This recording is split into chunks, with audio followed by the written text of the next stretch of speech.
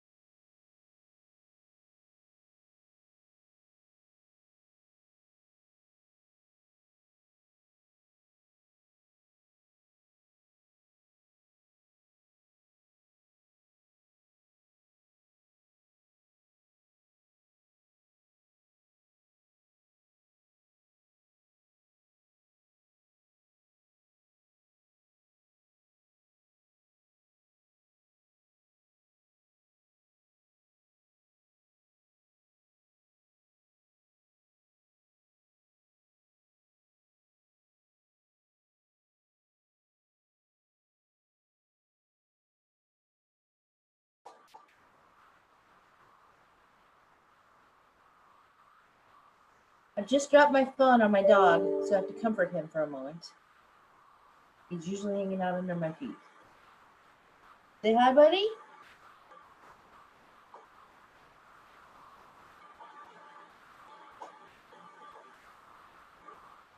You're a good puppy dog. Okay.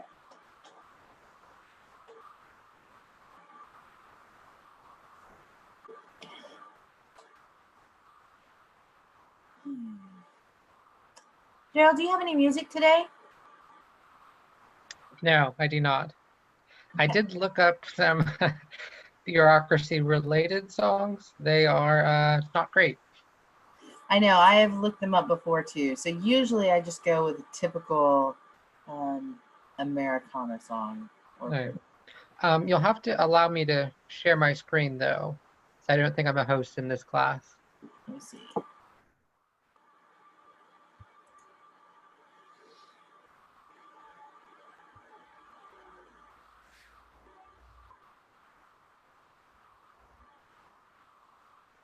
Okay, I think I've fixed that so that you can share.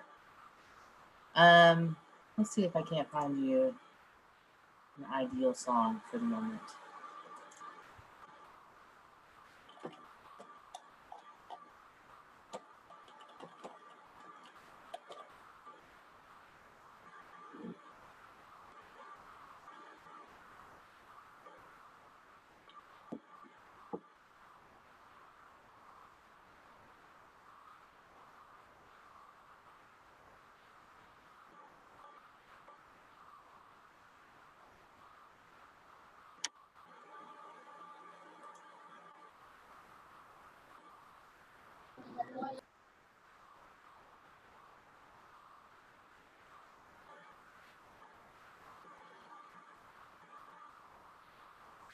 That's only 4 minutes from now. Requisition me a beat.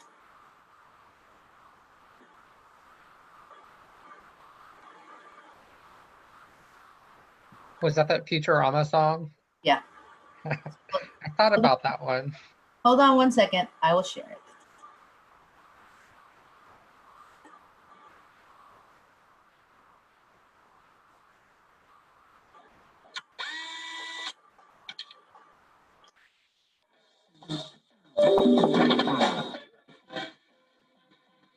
Oh, there was a hurricane in Kingston town with a foot and a half of water.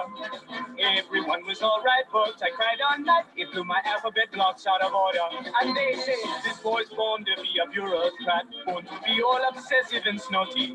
I made my friends and relations file long applications to get into my 10th birthday party. But something changed when my man turned pro. I was sorting, but I wasn't smiling. He forgot that it's not about badges and ranks. It's supposed to be about defiling people. We didn't choose to be bureaucrats. No, that's what Almighty Jah made us. We treat people like swine and make them stand in line, even if nobody paid us. They say the world looks down on the bureaucrats. They say we're anal, compulsive, and weird. But when push comes to shove, you gotta do what you love, even if it's not a good idea. So it was. They said I probably shouldn't be a surgeon. They poo-pooed my electric frankfurter. They said I probably shouldn't fly with just one eye. I am Bender, please insert girders. Everybody sing Jamaica. Jamaica. Just the bureaucrats, Jamaica. Jamaica. Remain teens. Jamaica. Sing me home. When push comes to shove, you gotta do what you like, even if it's not a good idea. Bender, baby, please insert liquor.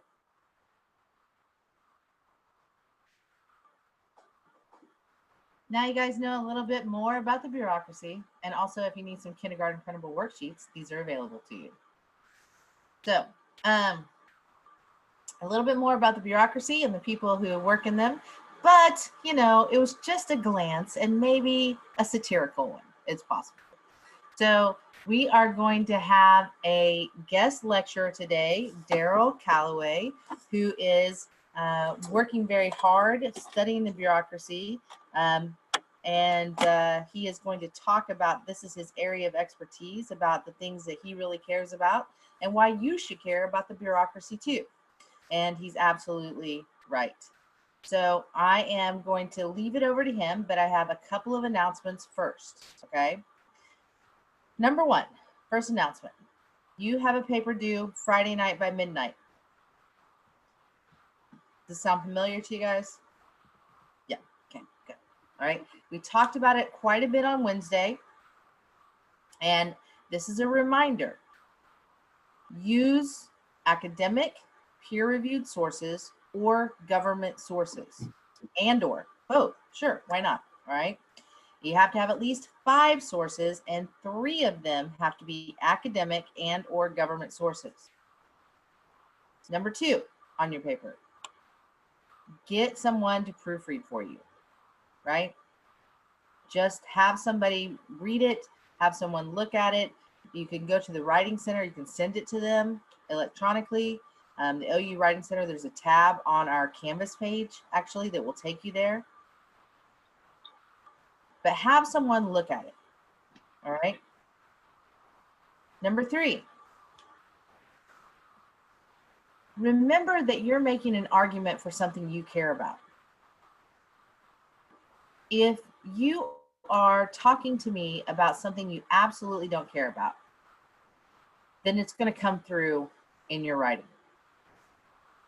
And that means that those 10 points for how well you make an argument are going to be tough to get. Write about something you care about. And believe me, there's something. 1,000,000 years ago, whenever I was very young, approximately your age, I dated a boy from Arizona. And he cared about one thing, the legalization of marijuana. It was literally the only thing he cared about. I think we call that a red flag. We didn't date long, but, Okay. right? But it was literally the only thing he cared about. But he cared about it, right? And so write about something you care about. Write about something you're passionate about. Okay? And there's something out there, and believe me, it is in some way linked to federal government policy. All right, Eric. Eric is about to take attendance. It looks like there are 180 of us in here right now, so that's good. So he's going to take attendance, and if it turns out that there's 198 who sign in for attendance, then Attendance is live. we'll see what happens with the poll. Okay, attendance is live.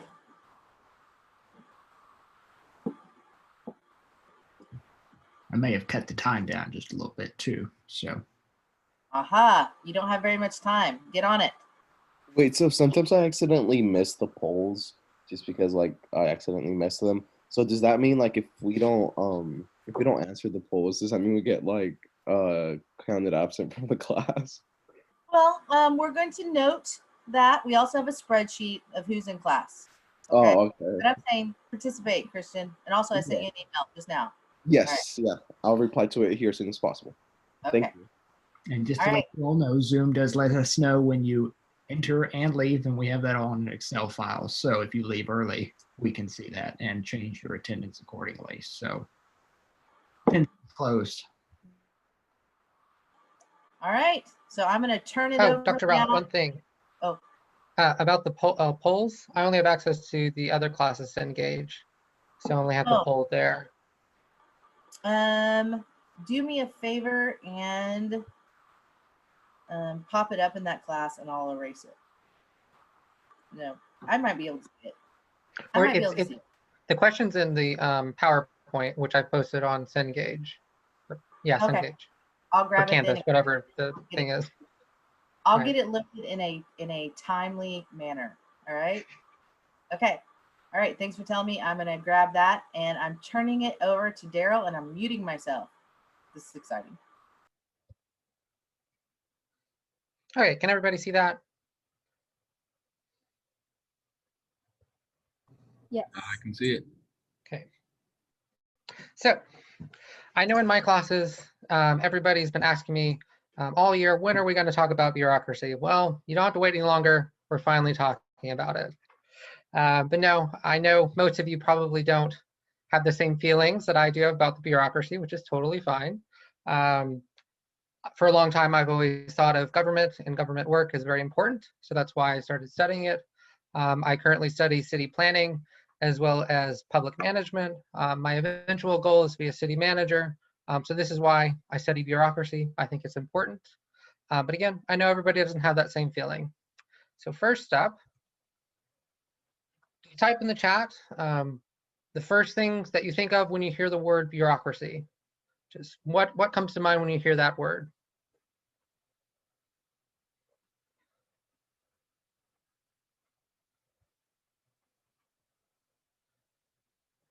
Might actually have to. For some reason, bureaucracy reminds me of that one movie where he says like the birds work for the bourgeoisie. For some reason, I don't know why bureaucracy reminds me of that, but Right.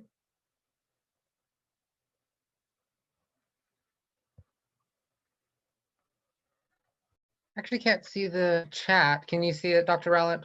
What are some of the things that you see?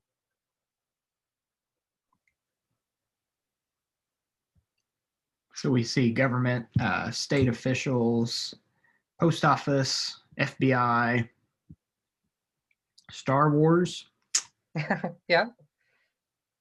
monotonous work, authoritarianism, Noah, teachers, that's a good one, Okay. Yeah. police, Russia, Herms. So yeah, these are all things. They are related to bureaucracy. I see there are some negative connotations associated with bureaucracy. Monotonous work, long lines, red tape. So these are all things I've heard in the past. But let's start off with what bureaucracy is. So first off, bureaucracy is not elected officials and their staff. So Representative Tom Cole and all of his staff, they are not part of the bureaucracy. Same goes for judges and their the judicial staff. So the late Justice Ginsburg, she was not part of the bureaucracy, as well as her staff. They are not a part of it. They are part of the legislative as well as judicial branches. Bureaucracy is associated with the executive branch. So bureaucracy is a rational method and a way to organize and go about setting tasks, standard operating procedures. There's a hierarchy. You can very much see the similarities between the military as well as just government agencies. Bureaucracy is pretty much based on military organization. So again, it's a form of organization. And bureaucracy includes government agencies and all the employees therein. So they're hired, they are promoted, they carry out the duties of government. So once a bill is passed, goes to the president, it gets signed, and then it goes on to the bureaucracies to implement. So bureaucracy is all about implementation of policy, which we'll get a little bit into a bit later about the importance of implementation, why a lot of times, even though there might be good policy at the legislative level, a lot of times it might fail. And some of it is due to bureaucracy. Sometimes it's not. It's complicated. So over time, we've seen growth of the federal government and actually just government in general. The beginning of the United States, there are only a few departments. So the state, treasury, and war, that was the extent of the US government. Over time, we have developed more professionalized as well as more expansive government. A lot of times these are in reaction to events such as World War I or FDR's the New Deal program back in 1945, also Johnson's Great Society. So different events throughout time, they've expanded or contracted how much bureaucracy is out there.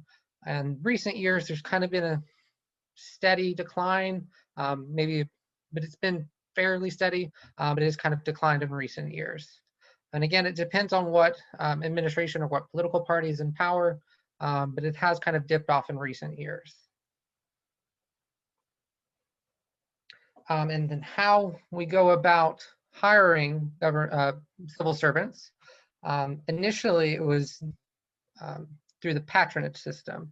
So this was a system based on hiring and promotion, and it was about your political affiliation. So whoever you knew, if you knew a representative or a congressperson or the president, you just had to know someone influential, and that would be how you would get a government job. Even like menial jobs, such like in the post office, you had to know somebody in order to get one of those jobs. A lot of times with their change of administration, there'd be a huge change in who was employed by the government. Not necessarily, but a lot of times there'd be a huge change in who was working in government. This changed, however, in 1886 with passage of the Pendleton Civil Service Act. And so instead of hiring based on political affiliation, we wanted to hire and promote based on someone's qualifications or merit. You can think of this sort of like merit scholarships. It's not about your need. It's about what qualifications you have, what experience, your GPA, things like that. It's about your principle of your merit. And the reason why we did this is we wanted to limit partisanship within government. We also wanted to professionalize government. So people who are hired based on their expertise, that made them more capable of conducting their duties associated with civil service. Instead of just knowing someone to get a job, you had to be qualified. So a lot of times with merit system, you have to pass exams. You go through talks with your boss to see how your performance evaluations, to see how you're doing over time, and that's how you're promoted or hired. So again, all about experience and your merits. Another important piece of legislation is the Hatch Act. So this again is getting at partisanship in government. So we wanted to limit the political activity of government workers. People really do not like it when civil servants have political opinions or engaging in political activities. So back in 1939, there was just a complete prohibition on any political activity by civil servants. This did change a little bit in 1993. There is some participation allowed in political parties, but you can't run for office and you can't solicit donations for political candidates or parties. However, there's an exception to this: Secret Service, CIA, and the IRS. You can't have any political activity. So there's different levels of, you can see some people are allowed a little bit of political activity, and there's some, such as the Secret Service, you can't have any. I will say I've had some experience with this, just being an intern with the city of Norman. It was a very small position. I wasn't even paid. I was working with the city manager's office, but I did have to have a sit-down talk with the boss, and he said, look, I know you're not an actual employee, but you can't have any political opinions when you're in council. You can't be showing any support or anything whenever someone's talking. Just sit there, be stoic. You're there to observe, you're there to report facts. But yes, people really do not like it when civil servants engage in anything political. And it's not necessarily just an actual political act, it's the views. So like if someone thinks you're doing something political, you'll get a lot of backlash. So people in government, they're very cautious of this. I even know some examples of these individuals going out and checking government workers' Facebooks and other social media accounts to see if they have any political type posts. I mean, they will be reported. People actually go out there and do this. I've known several people who have gotten in trouble for having political posts because they are federal employees. So it is a big deal. But for the most part, civil servants do try to stay away from that. So I mentioned the executive branch earlier. So this is the branch that the president has control over. There are 15 cabinets within the executive branch. Each of these cabinets are led by a secretary, with the exception of the Justice Department, which is headed by the Attorney General, which is currently by William Barr. So the president will appoint heads of these cabinets, and then they are confirmed by the Senate. So it's the same like with justices to the Supreme Court, nominated by the president and then confirmed by the Senate. So this is kind of where we meet patronage system and merit system in our current civil service. So there are some civil servants that are still appointed. Mostly they're just the high-ranking officials. The rest are merit-based. So the majority of civil servants are merit-based, with a few exceptions of like secretaries, things like that. Those are actually still part of the patronage system. They make up a large percentage of the federal workforce. Most of them are civilians. It depends from department to department what power and prestige they have. It also depends on what president is in office. So each president will have different agendas. So some presidents might not care about the environment as much. Potentially, President-elect Biden might have more of an agenda about the environment, so the EPA might have more power and sway in the coming years. It depends on each president. But also just in general, like State Department usually is more well known than say housing and urban development. That's just what people prefer, what's in the news, what people find interesting, just depends. And I already talked about the secretaries.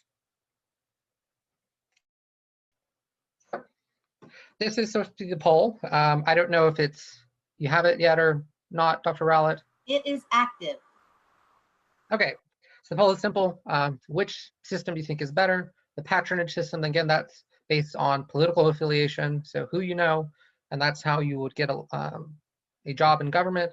The merit system, that's strictly based on your expertise, your education, things like that, and that's how you get hired and promoted. And then there's also our current system, which is, like I said, a mix of both. So a lot of the higher ranking officials, those are patronage system with people below the secretaries, things like that. Those are usually based on the merit system. So again, kind of a mix of both right now. How much time's left on it?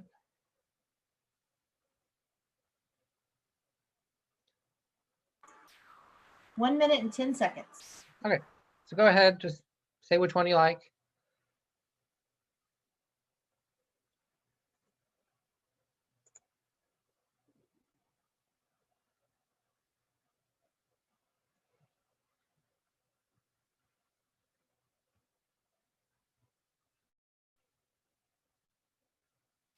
So I have a question.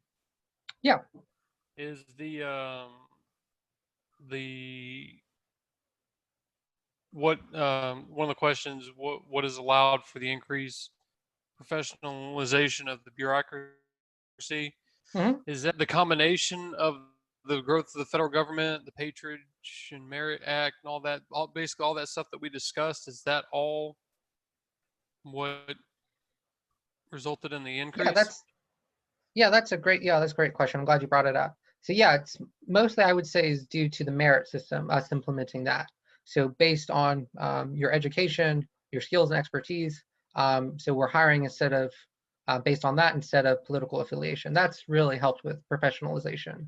So as government has grown, as you said, it has become more complex.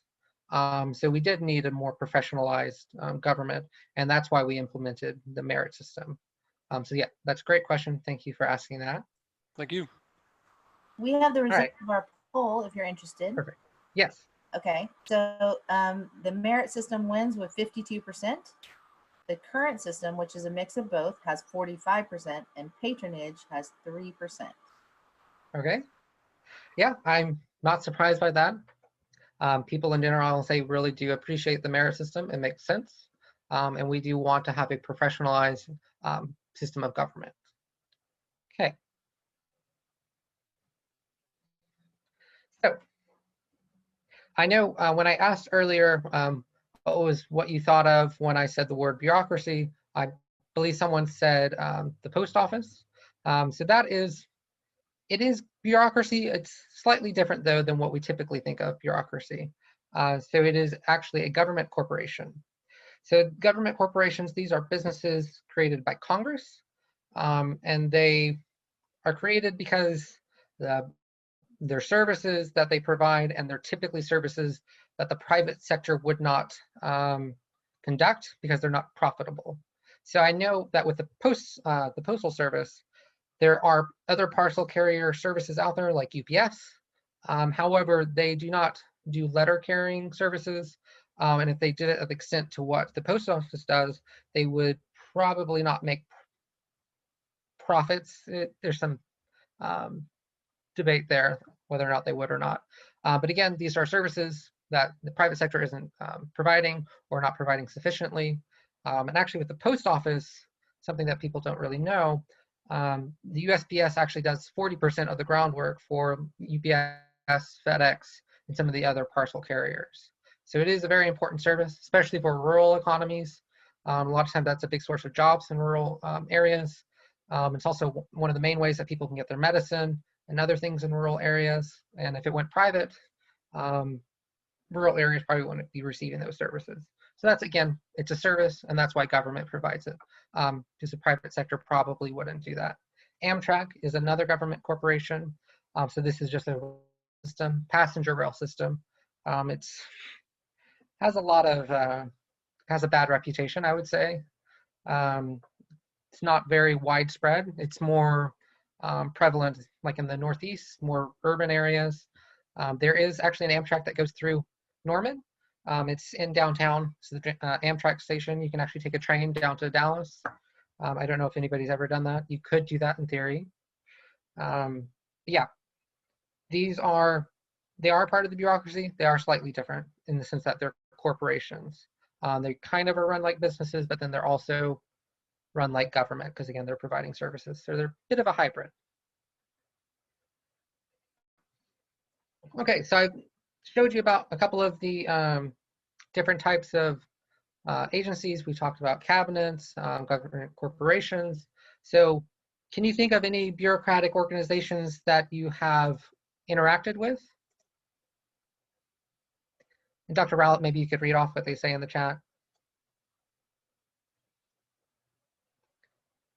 It can also be services. DMV, TSA, IRS, Yeah. Amtrak, Oh, someone's wrote on Amtrak. Nice. IRS, Post Office. Yeah. Yep, you've mailed a letter. You've interacted with bureaucracy. A lot Maybe of Amtrak, a lot of DMV, and a lot of TSA. More Or you've post taken office. out a student loan. That's also something. That's interaction with bureaucracy. It can even be a loan through Sally Mae. Or maybe you've gone to a historic preservation meeting, part of government. FAFSA. Yeah, You know, FAFSA. student loans. You interact with Dr. Rowlett. She is a bureaucrat, technically. So yeah, Last time there's we a got lot of things that we do every day. Sorry, Eric, are you saying something? I was saying the police last time we all got pulled over, right? Yep, police, those are also bureaucrats. People in the military, if you know someone in the military, they're part of bureaucracy. Yeah, there's all these different services that we do that sometimes we take for granted, but we do have a lot of interaction with government, actually. And sometimes there's pretty small things like just mailing a letter, filing your taxes, or talking to the police officer, going to a Board of Adjustments meeting. There's all these things, and government is really intertwined with our daily lives.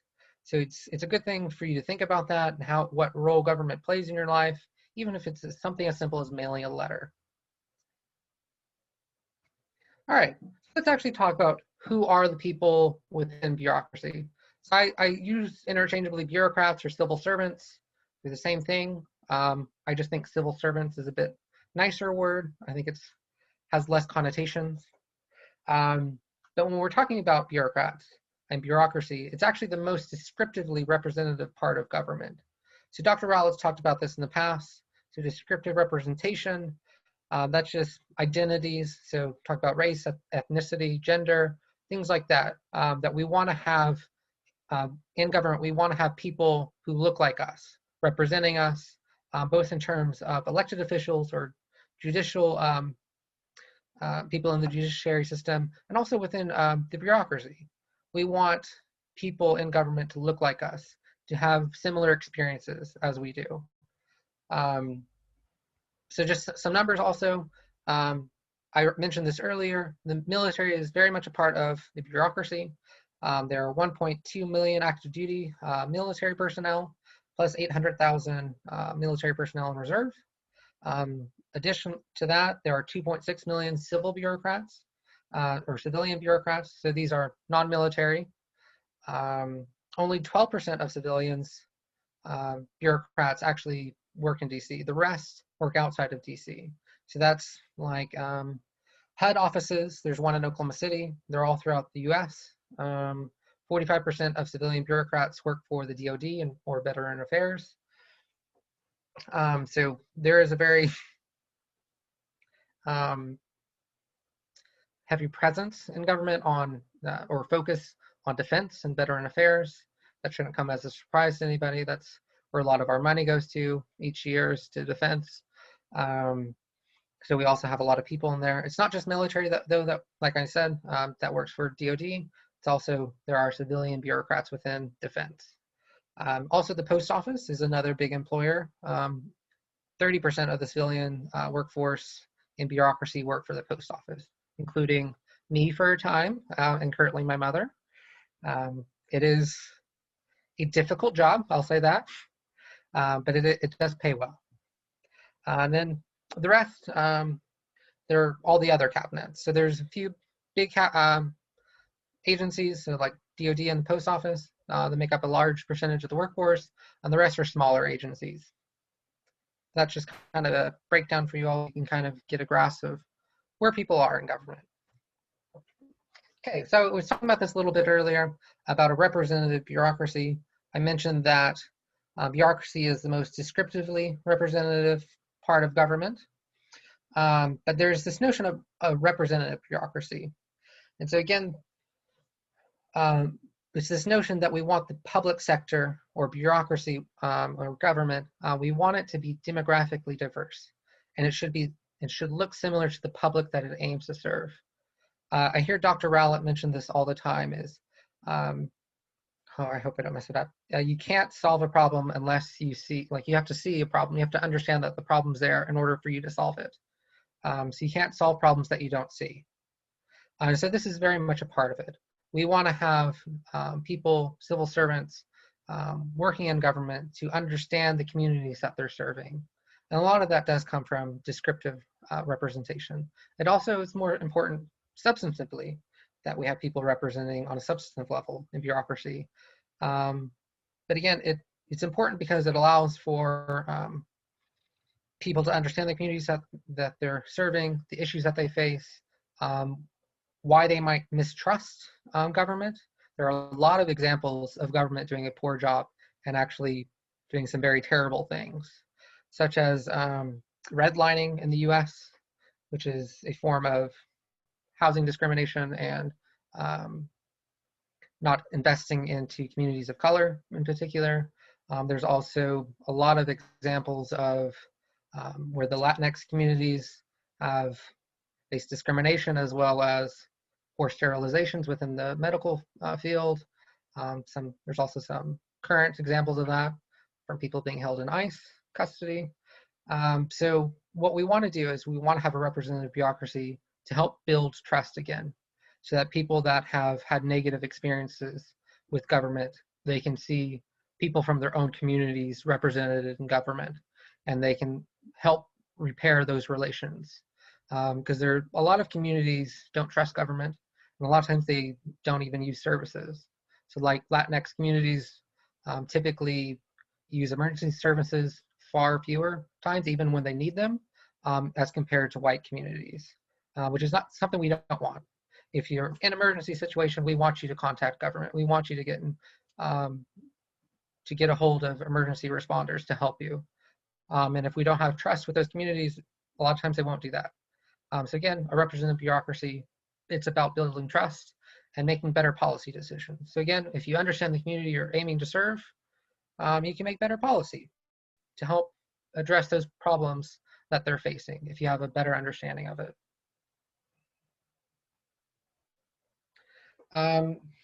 So we talked a little bit at the beginning about how the federal government, its growth and decline over the years.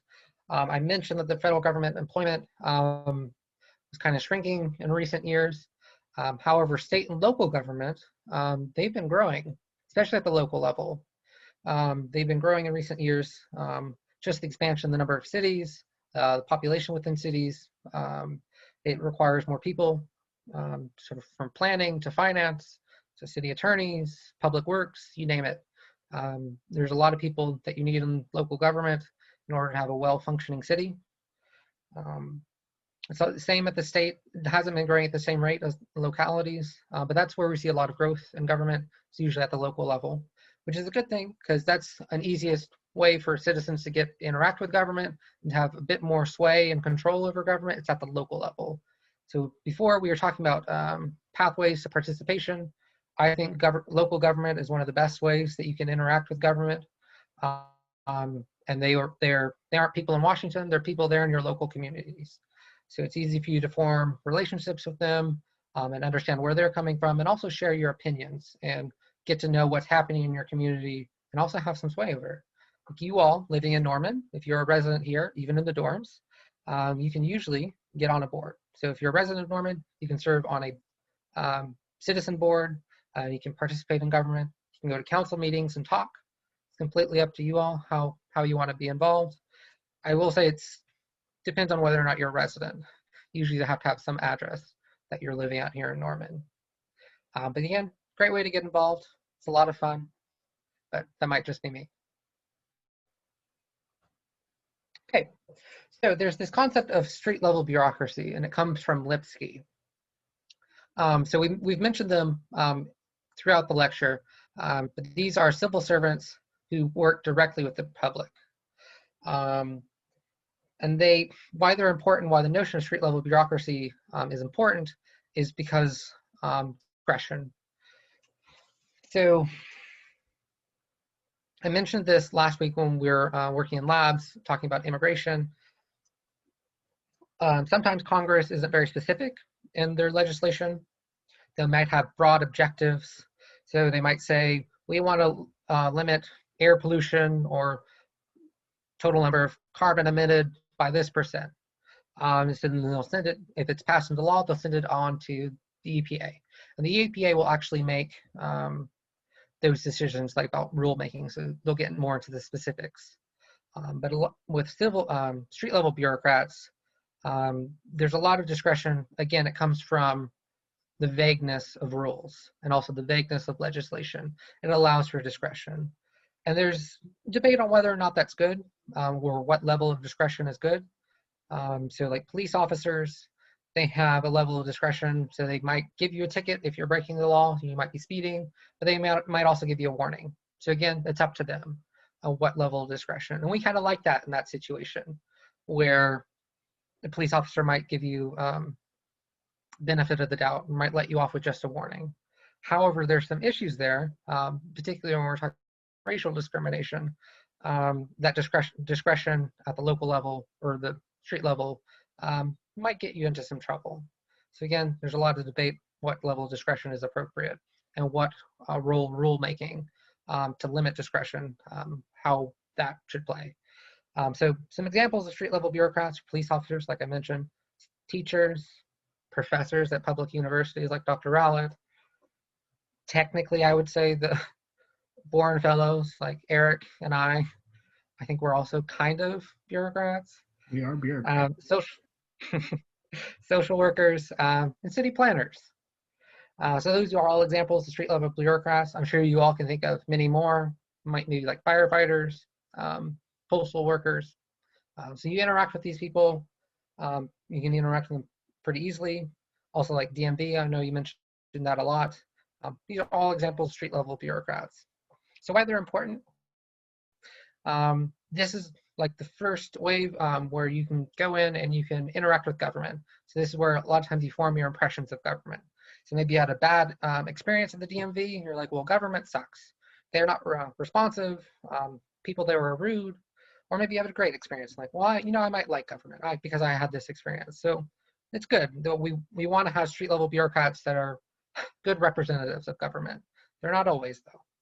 And again, puts a face to government organizations. It's not just this mass of red tape and regulation. There are people who work in government, and street level bureaucrats allow you to put a face to government. And again, it's all about trust. So I would say you can trust street level bureaucrats to an extent. They are there to serve. There's this concept of public service motivation in government, where people who work for government are usually motivated from a sense of wanting to help their communities.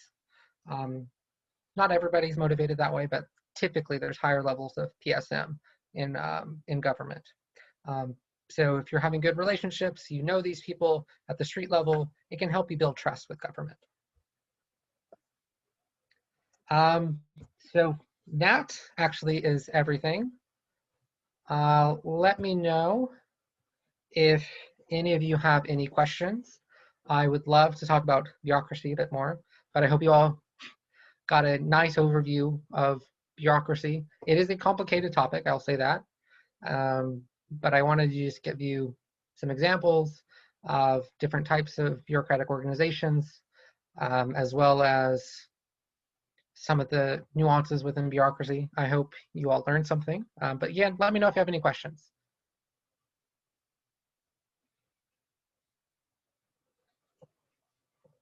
Okay. Dr. Allen, do you have anything? Or Eric?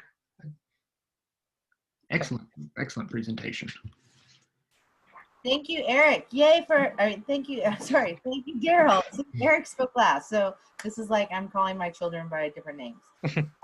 So, all right, thank you, Daryl. That really was an excellent presentation. I really, really appreciate it, okay? I was just doing something really quickly so that I could share. I had had a student ask a question in the chat, but I want to say that, hey, if you do have questions about the bureaucracy, and you know what it means to get active and how to get active, then send me an email and I'll hook you up with Daryl so that you can talk to him about that. So I think that he did a great job, and so everybody, you know, clap. Okay. Yeah, Very nice. let me know if you guys do want to get involved, even in Norman. I know a lot of people in Norman government or even on some boards. It is actually fun. It is a commitment though. But it is a great way to understand what's happening in your local communities.